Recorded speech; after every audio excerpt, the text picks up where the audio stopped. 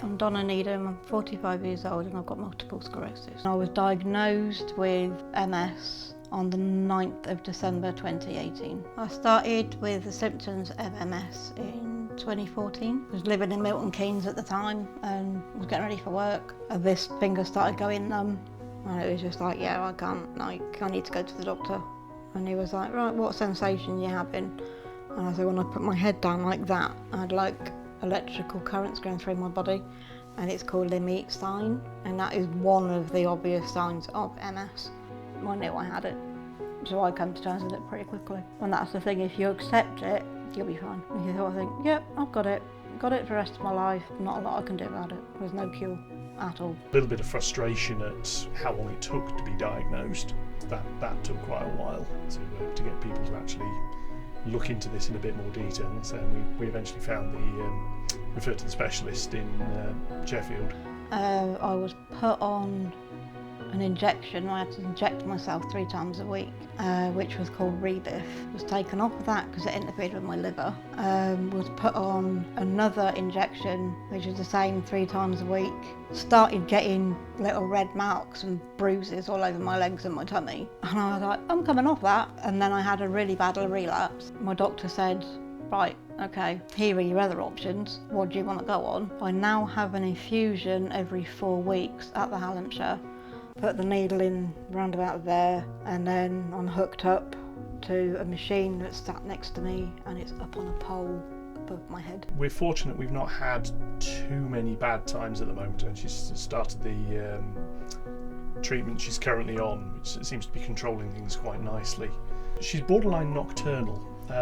So she was watching on her phone just various people game streaming, and she realised she actually quite enjoyed watching people streaming games. And the fact it's not just them playing a game and talking about it, but actually talking to other people on the streams as well. It's not just recorded.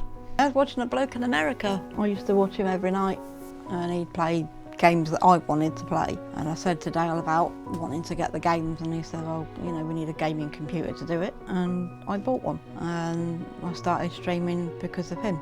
I tell him that I'm now with an agency. I'm now doing what he inspired me to do, and he said that he's proud that someone's actually gone away from his stream that inspired to actually started them to do it. Middle of April, I think, was when I started it, but I didn't do it all of the time. Now I do it near enough every day. It helps me forget my MS, sort of get lost in the game, so I'm not even thinking about it. It just takes my mind off the symptoms of it, actually having it, and it just makes me feel better. But yeah, I am admin on a group on Facebook called Multiple Sclerosis Support / Chat Group UK, and we have got 2.7 thousand members, which I'm quite happy about and quite proud about. Yeah, it's a nice little group, and we often chat, me and the other admin person, because there's only 2 of us. We often chat once a week just to find out how we both are. And so, like, you know, what are your goals for this week? What are your goals for next week? You know, what have you done in the past couple of weeks that you're proud of? But we always do that. We always have a one-to-one. I have been married for 17 years this year, 20 years together since September. Works from home, which having a chronic illness is a bonus. Nice having him work from home because I know he's there if I need help, even in the kitchen. He's there to help me to do it. He's a great help. I'm glad that I've got him to lean to and lean against if I need him, or like if I need to cry, I know I can go to him and cry, and he'll know why. We wouldn't be here without him. I know we've been together 20 years, but the stuff that we've gone through in them 20 years, I think has made us stronger. Yeah, I'd be lost without him. It's part of life. It's what it is. And it's at the end of the day, when you're with somebody, that's what it is. It's the rough and the smooth. I want people to take away from this documentary that it's not an illness that can be cured. It attacks your brain and it attacks your spinal cord. It's the nerves that get attacked. People need to understand that it's not just an illness that's on the outside, it's inside as well, and not many people know that.